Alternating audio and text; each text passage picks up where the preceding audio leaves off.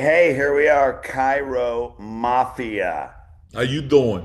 How Hey, you doing? hey, Hey, hey, hey. hey. When I used to do the annual seminars and the semi-annuals, man, why is it all the major leaders in chiropractic are Italian? Yeah, I don't well, know. They all end in multiple vowels. You reasons. got Borio, Gentempo, Demas is Yeah, Italian, even though it doesn't end in a vowel. yeah, Zeno. yeah, Who else? Pampa, yeah. Capra, Looks, intelligence. Yeah. Lux. You're beautiful, man. You're Hey, beautiful. baby. Come on. Yeah, you are. Di Domenico. How you doing? Hey, hey. Hey. Funny. So I was up in Boston. One of my clients is has a clinic in Boston, just outside, and so I go there, and we wanted to talk about business things, and I'm like, I don't know what to talk about, and then now I have something to talk about all of a sudden. But here's the best business model that you can have. It's forget about building a practice because if you do that, you're going to do it one at a time. How about build a movement? Yeah, That's a exactly. business model. Why? Because what's the qualities of a movement? I mean, we'll get into other business things. It's you have an organization of people have the same beliefs, same behavior, same language. It's like what's a movement? Jesus Christ was a movement, right? Right. What was their Exactly. belief? Hey, the reason his movement, the reason for his movement is why he got crucified, right? Right. Independence. That That God is inside you. That you don't right. need to go to the temple, but you do need to follow Jewish law. You have spiritual independence, right? And so Exactly. Gandhi was a movement. Now, what are the qualities of movement? Well, they have all those things, same beliefs, and they have purpose to do what? Make social change. So, what qualities do they have? They have an enemy. What was Gandhi's enemy? British rule over India. What was Martin Absolutely. Luther King's enemy? Racism. Right. Nelson Mandela, apartheid, racism. So, when they have an enemy, then you have purpose. So, what's the enemy in chiropractic? Medical paradigm. Not medical doctors, but medical paradigm because the doctors are indoctrinated, even though they need to fucking pay attention, but whatever. So I saw this, in the Bible it says, our battle is not flesh and bone, it's principalities. It's really good and evil. So what's good and evil? I was watching Monday Night Football the other night, and this drug commercial came on for antidepressant, and they said, take this antidepressant with your other antidepressant because it will make it work better. And then when they rattled off, it sounds like an auctioneer. Hey, blah, blah, blah, blah, Yeah, yeah, colitis, anal leakage, yeah, allergies, blah, blah, blah, death. They mentioned death four times. yeah. They mentioned suicide three times. I counted. Now, if that's not evil, selling you drugs that will kill you or make you kill yourself, that's the battle. The battle is not we're selling chiropractic. The battle is between good and evil. Because pharmacology was created by Rockefeller, who wanted to create petroleum-based drugs. And after they were killing people, he had to go to the government and get indemnity. It's a battle of good and evil, right? And then the second character, one, they have the same belief, same this, same that. Two, they want to make social change. They have an enemy. Three, they have hope for a better future. So look at Gandhi. We have freedom. No British rule over India. We can do what we want. Martin Luther King, unity. It's the highest principle. We're all Yes. one. That was Jesus' message. God is inside us. We're all one. We're all brothers and sisters, right? Go and sin no more. Don't judge her for sinning. Let the first person that hasn't sinned cast the first stone, right? How many are left? None, my Lord. Great, right? Neither do I judge you, right? So go and sin no more. It's unity. Yes. And Yep. so, what's the hope of chiropractic? That we rule healthcare. That we're gonna pattern interrupt and disrupt the healthcare system. So, if you want to disrupt healthcare, you better mimic the business models of the people that disrupted industries and align them in your business model. Yeah. Now I'm going on here. I said, I don't know what to talk about now. I can't No, share. no, I get it. You're right. Yeah, exactly. So model the mission. Like, what is the mission, right? What are the ingredients, which you just laid out for us? Yeah, so I modeled Elite after Steve Jobs. What was his business model? Be a great storyteller. That's you. That's why Yeah, you build big practices. You handle objections with the stories and analogies, right? What was Travis Kalanick that for Uber, right? What was another Steve Jobs? Create an insane customer experience. That's not patient education. That's an experience, exactly. right? That's why they sleep on a sidewalk for 2 days to get a new watch, Right, exactly. right? Tony Robbins, don't sell a product or service. You have to sell an identity. Who are they becoming? People by identity, not products or services. Elon Musk, get this.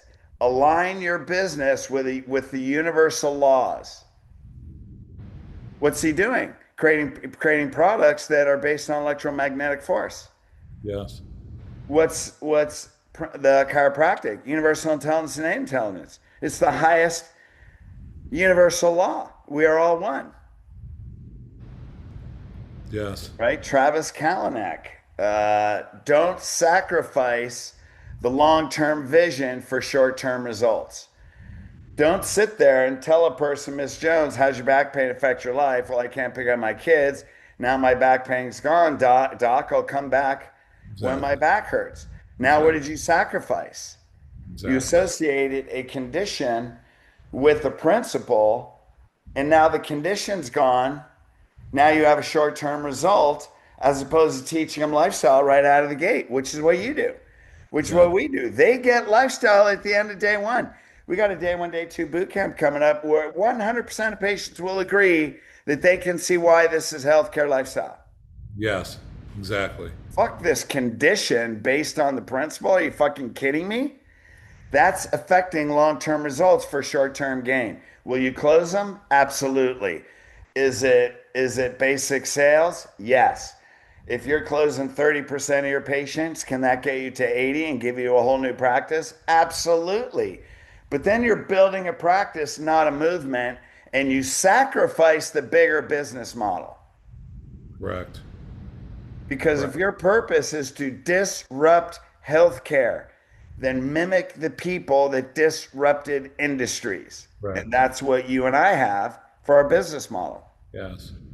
You know what else you sacrifice? And again, I know the average doc's not thinking that because sometimes you're thinking, I just got to pay the bills. I get it, so you get into a Survival. bad place and you're like, shit, I'll bring in this and I'll bring in that and I'll add this and then you know what, I'll dilute it and I'll placate and I'll relabel it and I'll make it condition based because I just got to get some people in. I appreciate that. I'm not condemning it. I get it, but what you sacrifice is the profession. You sacrifice chiropractic. You sacrifice what the potential of the profession could be, right? Not just your practice, which is obviously critical and important, but the overall identity of the profession itself. So, the idea that we now are often viewed as natural allopaths, like now it's like if it's drugless, it's chiropractic, which again, I'm not saying those things don't offer benefit, but that is not what chiropractic is, right? So, but that's what's starting to happen, right? So you're seeing, hey, this doesn't use drugs, so I'm going to put it under my roof, and therefore that's chiropractic, or we call it chiropractic. When in reality, you know what? The D.D. Palmer said it because he was struggling with that early on in the inception of chiropractic. He was like, at the very least, make chiropractic center stage. If you're going to do other things, do them, but make chiropractic center stage. Make it the uniqueness that it is. And as you and I know, you said something I remember a long time ago, which was just so simple and profound. It was like, hey, you want to double your practice? Get every single person to bring in another person. Yeah.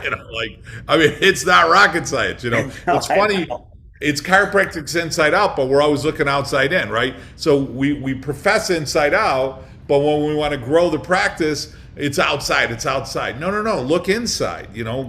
Increase your clarity, increase your confidence, increase your ability to communicate, make yourself better. Like Jim Rohn, my coach, taught me, right? Like make yourself of greater value. If you're shooting for a goal where you want to put most of your time and energy into you, and the more you do that, when Fred's talking about creating a movement, then it becomes easy because your level of conviction in and of itself will influence somebody else. But when you're not there and you keep looking outside and don't stand for anything, right? And you're going to fall for anything, right? So unless you stand for something, you fall for anything out there, and often in a desperate effort to grow your practice, which often comes down to, I'm not even trying to grow my practice, I'm trying to just pay my bills, right?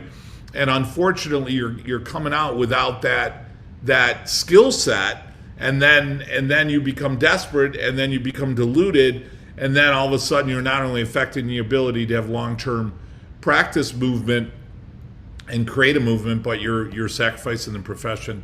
And here we are, so that's why the profession struggles now, because we don't have the identity. You got a group of docs that are like, hey, if it's subluxation analysis correction, okay, then you got another group that's like, well, anything that's drugless, and then you got another group that are like, hey, we're spine doctors, we should be able to do spine surgery and drugs. So it's all over the place because we've lost that sight of what it is we do. So, well, there's two things that you said that were now, a couple minutes ago. But one, you said, look inside, seek the kingdom first, seek the principle inside you, seek the conviction inside you, raise your purpose. Yes. And then building a practice is easy. You'll end up creating movement. Two things. Another thing that you said is people look outside, they look to marketing. So here's one of the mantras that Elon built Tesla. He said, don't spend money on marketing, spend money on bettering your product or service. Yes. Invest in bettering yourself and your product or service. So he built Tesla without spending money on marketing. Right. They spend all their money on building a better product. Well, what do? Shit, man. Join Joe's group. Have Joe coach you. Yeah. Go to a day one, day two boot camp where you can learn how to build a movement and how to get 100% of your patients to agree chiropractic health care lifestyle. Well, I don't believe that 100%. I've never seen that. Yeah, I know. That's the point. Exactly. I know. Nobody ever saw Tesla either. So obviously somebody did something that is so different than what's been done in the past. Exactly. Because maybe we actually want to change healthcare. And then the last thing is 2015. Who did that study, man? I don't know. I forget. But anyway, 17% of Americans went to chiropractors in 2015, and 70% thought it was about back pain. That means only 4.2% knew anything about healthcare and chiropractic, right? Right. 2022, AI did a conglomerate study, I forget what we call it, where you look at all studies. It went from 17% to 11%. Wow. And then 80% of the 11% think it's about neck and back pain. Wow. We're getting worse. Yes. Agreed. Come on, motherfuckers. Yes. What the fuck? Yes. Now, Joe's a nice guy.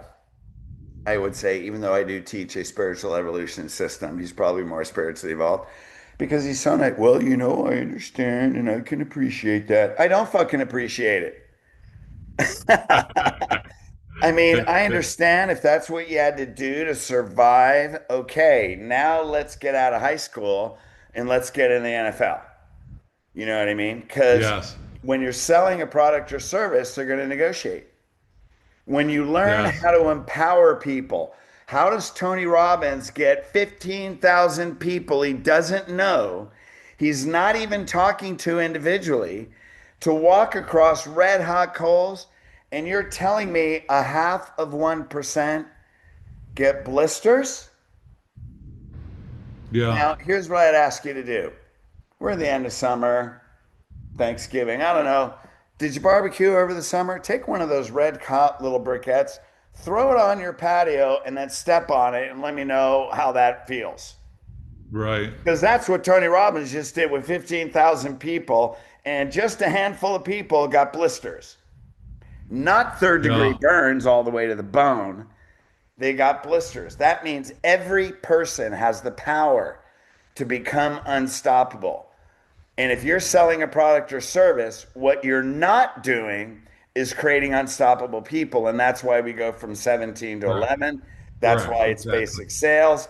That's Totally. why it's condition related. That's why you need to fucking go to Joe Borio's boot camps and learn how the fuck to think like Joe.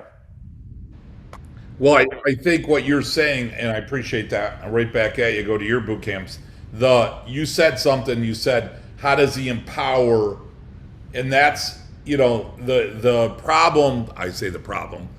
The challenge we face is the profession itself has a insecurity problem.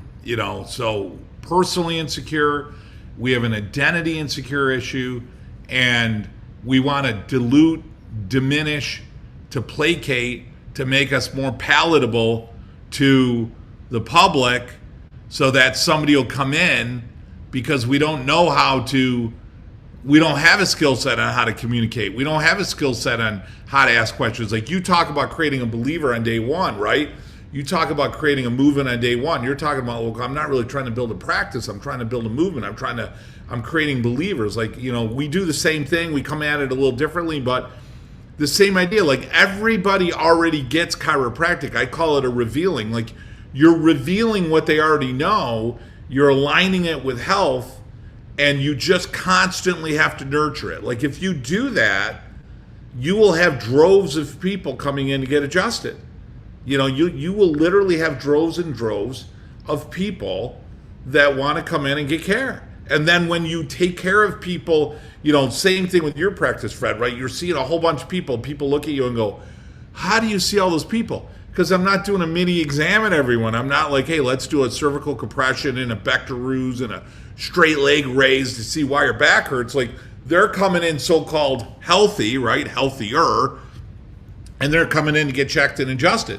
So they're walking in, they're laying down, you adjust them, and they're leaving. Like, so it's easy to adjust somebody in 30 seconds or 45 seconds, because you're not dealing with all the disease model, the disease conversation, the symptomatic model. They're coming in with the understanding that there's no healthy crooked. When I get outside and live my life, I get crooked. When I get crooked, it puts pressure on nerves. If it puts pressure on nerves, my brain can't talk as well to my organs, my body doesn't work as well.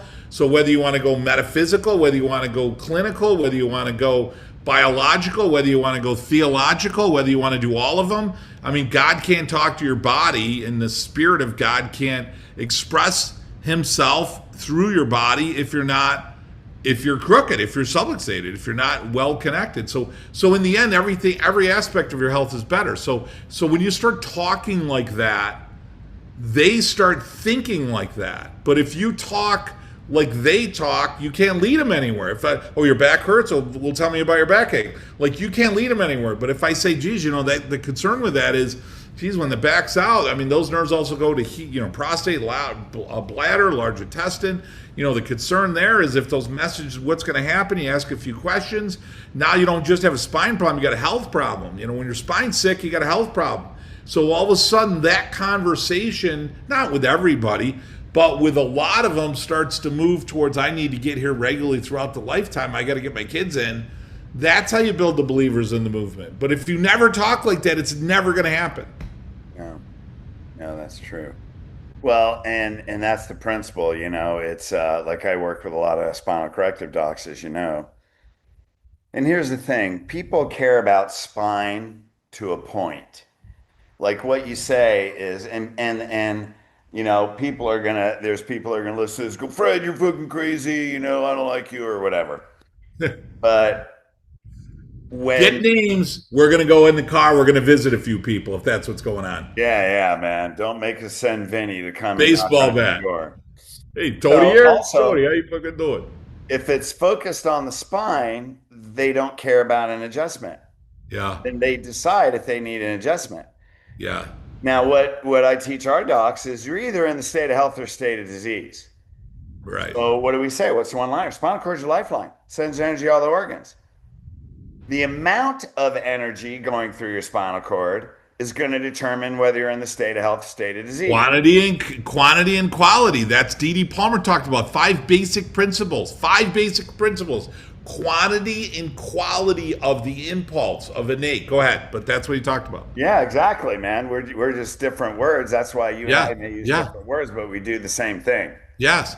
So we have the same mindset. So then that's what I tell docs. That's what you're either talking about. Are you in the state of Right. health, state of disease? So when someone shows up and you're checking them to see if they're subluxated, you don't say, let's check you, let's adjust you. You say, let's see how your body's healing today. Yes.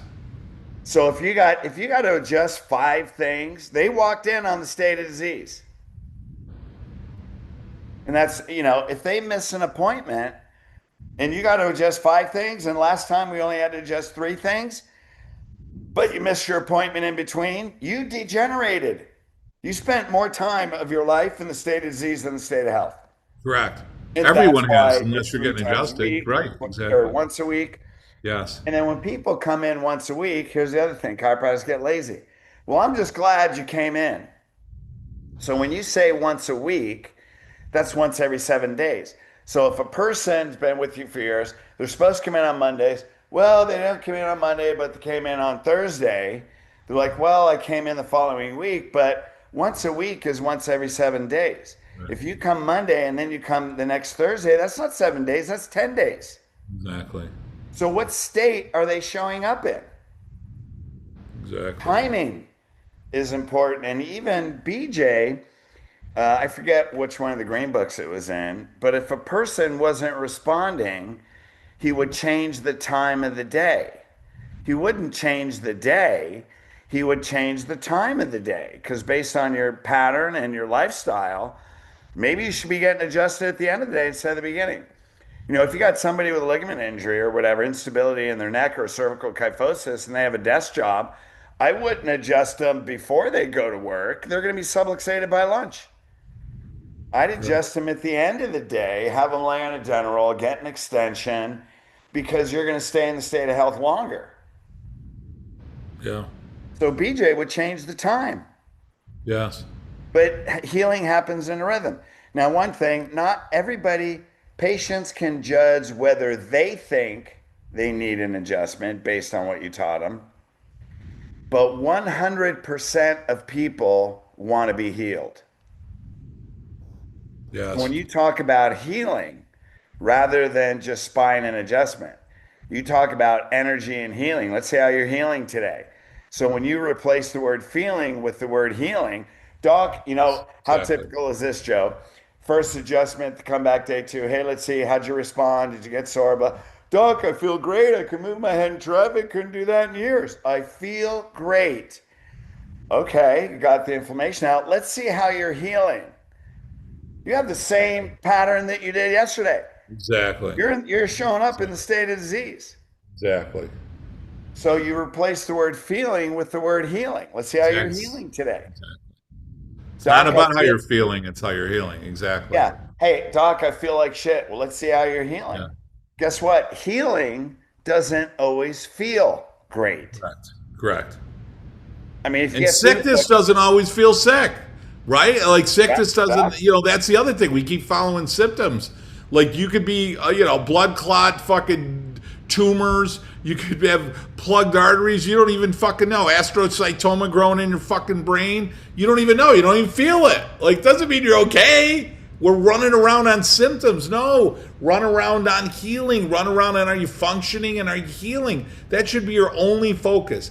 Are you functioning? Are you connected? Are you healing? Well, here's what I used to tell people in the workshop. I go, your organs work very differently. Like your skin, if you burn your skin, you're going to feel it, right? Because Right, exactly. that's your protection. Like your Right, body, your right. body doesn't want you to burn in a fire, so it's going to Right. hurt. But I used to tell them, if I cut my abdomen open, I pull my intestines out, and I take a lighter, I'm not going to feel pain. Exactly. Because fire, by the time it gets to your organs, you're already dead, man. Right. But if I Exactly. stretch them, I'm going to feel extreme pain. Yeah. You could have a tennis ball tumor in your gut, and if it's not pushing on something or stretching something, you'll have no symptoms. Exactly. That's Exactly. why you get gas pains. You got Exactly. stretch receptors. You could fucking take a lighter to your liver and it doesn't care. Right.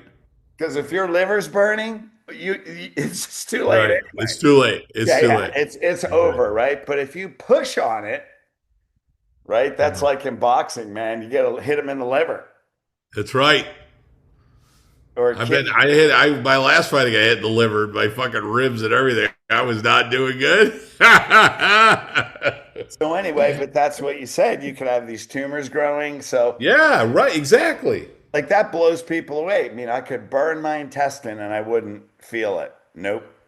Correct. It's not, one of the things, and so let's apply this pragmatically. One of the things that we talk about in chiropractic is don't touch and treat.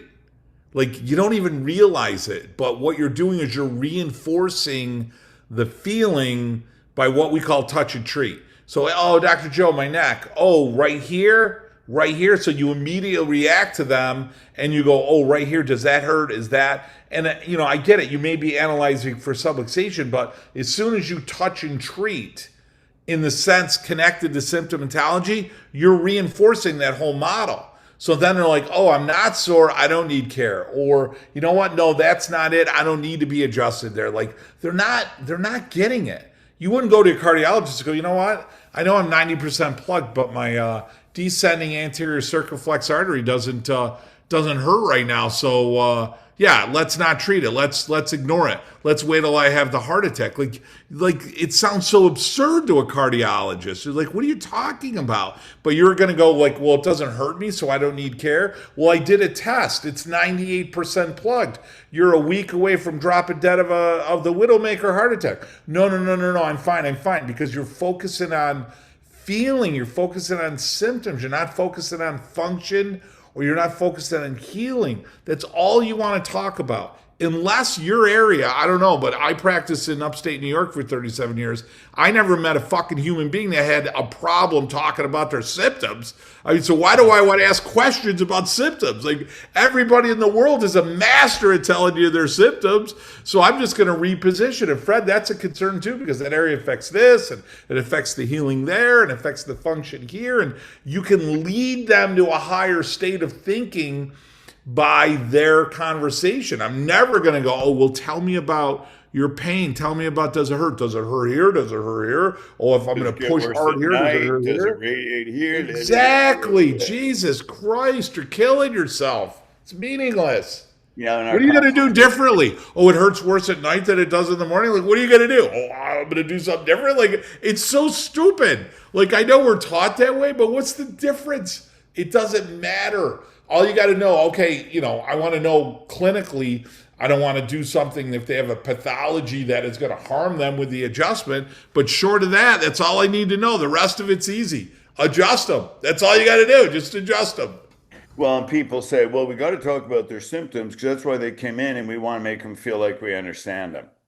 Yeah. Well, here's what we teach. First of all, Yeah, that's that's bullshit. ridiculous. It's Second of total bullshit. all, so here's what we teach in our Total bullshit. consultation. So, we identify, hey, right in pre-consult, I see you coming back pain. Let me explain what's going on here. And then you get them in the principle.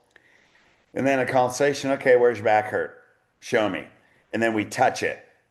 Right here? Are you sure? Okay. Then I say, why do we touch it?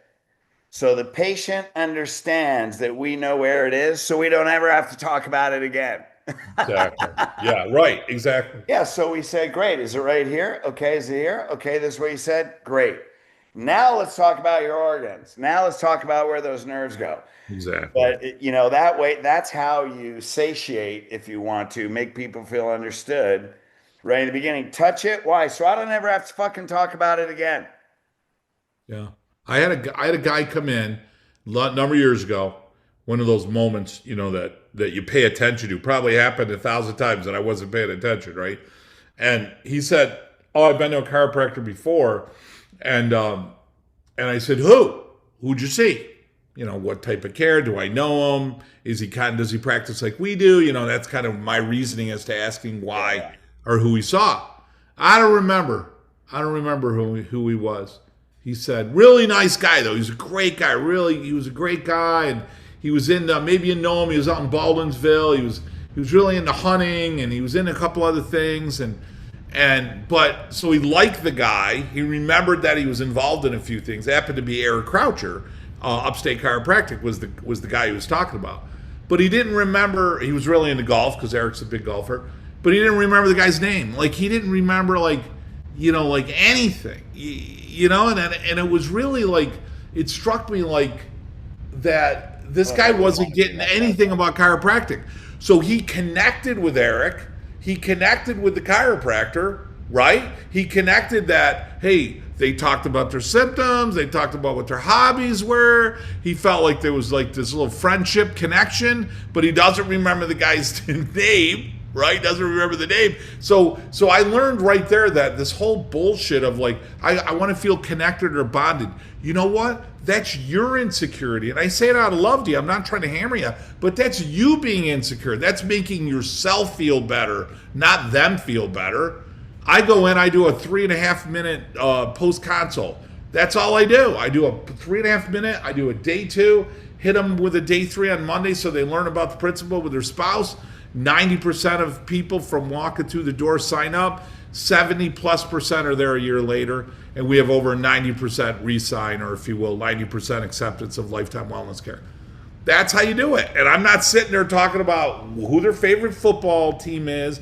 I don't want them to know if I'm married. I don't want them to know how many kids I got. I don't want them to know who my favorite football team is. I don't want to get into those conversations with people. It doesn't mean I don't love them and care about them, but that's not going to serve them. The only thing that's going to serve them is me elevating their understanding of health and what the detrimental effects of subluxation are and how it affects their body's ability to heal. Every single time I adjust them. That's all I'm focused on in getting their kids in. It's the adjustment above Atlas, it's segment organ function on the table, and it's getting their family in. That's the only thing I'm trying to accomplish when they're on the table. That's it. Everything else is a waste of my time. Yeah, I'm going to tell 2 quick stories, and then we got to rock and roll. One is I used to tell my patients, after they committed to care and stuff like that, I would go, you know what? You don't have to like me, but you do have to make your appointments and bring your family. Yes. And they go, Dr. Fred, we love you. I go, I love you too. But that's not the most important thing. I go, you don't even have to like me, but you do have to make your appointments and you do have to bring your family. Exactly. You do have to live a chiropractic lifestyle, right? And so then we came up with the mantra, one thing we teach in Elite, when you give up the need, the emotional need to be liked and accepted, yes, you gain the gift of being loved and respected. Yes. So when you give up the need of being liked and accepted, you gain the gift of being loved and respected. Yes. And then, years and years ago, I heard this from CJ Mertz. Of course, whether or not it's true is another thing. But he said I was in a hotel room with 3 people. There was a guy at 300 a week, 500 a week, and 800 a week. And we were talking about the daily visit and table talk. And so CJ, how's your table talk? 300 a week guy said, I could really be a lot better. 500 a week guy said, I actually do pretty good, but I could be better. The 800 a week guy said, that's all I can talk about. Yeah. So that's like, what else would you want to tell? What's more important than moving energy into your body and your body healing? Exactly. Why would you want to talk about anything else? Exactly. Other than the healing experience. Exactly. And I remember I heard that because I was at 500 a week, but my goal was to go to 1,000 a week. Yes. And right there, I said, that's it. Now, and this, clients are like, how can I change? It takes a long time to change. No, it doesn't. This is Tony Robbins. A decision happens in a moment. It could take you 25 years to make that decision. Yes. But that was a moment right there where I went, that's it. I'm done. Changed on the spot, man. It was the only thing I wanted to talk about. Yes. Because you're more committed to your purpose, right? You need a strong emotional decision. Yes. I use that example of a glass of water. Like if you take a glass of water and have a slide and you put blue food coloring in it, right? And it turns blue. So my attitude is blue represents chiropractic. The water represents their understanding of it. Every time they leave your office, the world adds water. Every time they walk out, the world adds water. So every time they come in, if you're not adding blue food coloring, you're not adding chiropractic principle, they just get further and further diluted. So what happens to most interactions is I get to know you, you like me, I like you. Guess what? The last thing we talk about is chiropractic. We don't even talk about it anymore. We're talking about hunting, fishing, golf, the fucking weather, who won the Masters tournament, and we're allowing them to get so diluted that all of a sudden they leave and you're like, oh my God, I can't believe they left. Like, I really liked them. I thought they got it. No, you stopped watering the garden. You stopped adding blue food coloring. They just did what everyone's going to do. They're just going to get diluted. You got to make them, I don't care if they're the most convicted person in your office. I give them the same chiropractic talk as the person who's the most diluted. It doesn't matter. You come in, it's chiropractic 101 on the table every freaking time. That's the only thing I talk about. That's it. End of story. That's it. I saw this video and it was about empowering people, right? And actually, I think, actually, what it was, now that I really recall, there was a video, but then this was at church, and the pastor said it. He said, as a Christian, who is a person, what state is the person walking away from you? Like you have an interaction and then you separate. Interesting. What state is that person in when they walk away from you? Love it. And that's the daily visit. As that person is walking away from their visit, what mindset, what state, what belief system do they have? Yes. And what person did you create in that 60 or 120 seconds? Yes. Love that. I love that. Yeah, now if you take that in every area of your life, you're gonna build a movement. Yeah. How are they walking away from the interaction? Ask them, interview them. Hey, you just got adjusted by Dr. Joe Borio at his office. Like, what's your takeaway? You know what I mean? Like, what are you thinking? Not how you're feeling. What are you thinking about chiropractic or the adjustment? Or why did he adjust you? Or why'd you show up today? Like, interview those people, like, and see what they say. It's like, wow, that's powerful right there. That's serious. It's good. Yeah, it might be shocking too. Yes. So anyway, we got to wrap this up. We rock and roll. So one thing, and one of the things I love about you, man, and we can't help ourselves because, let's talk about business. We started with the purpose of the business model of disrupting healthcare, and that's the model really that we teach. I mean, you may or may not have thought of it like that, but I know you have. That's your purpose, right? Yes. You teach doctors how to create patients that will never go to MDs unless it's a crisis. Right. But if they're under your care, it probably won't be a health crisis, probably an injury. Right. So but then what do we always come back to? The best business model is the fucking principle. Yes. I mean, then you have systems and then you have everything, but that's the foundation that's the cement foundation that you build the frame of the house. Yes. Like, yes, you need systems. Yes, you need business stuff. But we always come back to what's the first thing? Because you can have a business model, but if you don't have that foundation, you're building your house on sand. Yes. You got to build it on rock. Yes. Fred, I know you got to go. Two quick points. A turning point in my practice. We had a room in the back of my office early on, and I was so messed up, and I hired Reggie, and he was my mentor. And when I knew things were really starting to shift, we got around the holidays, we got so many Christmas presents, gifts that, years earlier we were seeing more and more people, but that didn't happen. All of a sudden it was almost like overnight, boom, we just got massive amounts. So people felt really connected, like they weren't coming in because their back or neck, they were coming in because we were connecting to their life. Last quick one, there was a guy I took care of. He was one of my first people I ever took care of. His name was Ken Conklin. I saw him for about 18 years, and he was dying. Hospice was at his house. Karen is his wife. She comes into the office, and I said, geez, I just want you to know we're thinking about Ken, knowing that, and she goes, Dr. Joe, we asked Ken what he wanted, and he said he wanted to get an adjustment. He wanted you to come to the house and get an adjustment. Would you come to the house and adjust him? I said, 100%. So at lunch, I went up there, adjusted him. He died the next day. But right after I adjusted him, he took this deep breath in. He was getting that death rail when I saw him. But, it's like, oh my God, like I cannot tell you like how great that was, just reconnected, comfort, every aspect of it, and we were tearing up and the whole nine yards. But, you realize like he didn't call me there because his back hurt. He didn't call me because tomorrow, he knows he's going to be dead. Like he called me up there for something far deeper, and he knew that. And I want to leave this world like, healthier, more connected, or more functional, or closer to God. I mean, he knew something would benefit his transition, and it was an adjustment, and it was just awesome. So something major's happening when you start experiencing stuff like that. Yeah, well, that's because you taught, they understood life and death. It didn't tell them Yes. that they were going Yes. to die. You never told them they were Yes. going to die, Yes. but they understood that life force energy. And that reminds me of a very quick story. I had this 92-year-old Italian woman. She was really short, brightest blue eyes. Her whole life was in chiropractic. So anyway, she was 92. She came on a Monday or on a Friday, sorry, and she goes, I just got out of the hospital. They told me my kidneys failed, and if I don't stay in a hospital under dialysis, I'm going to be dead by Monday.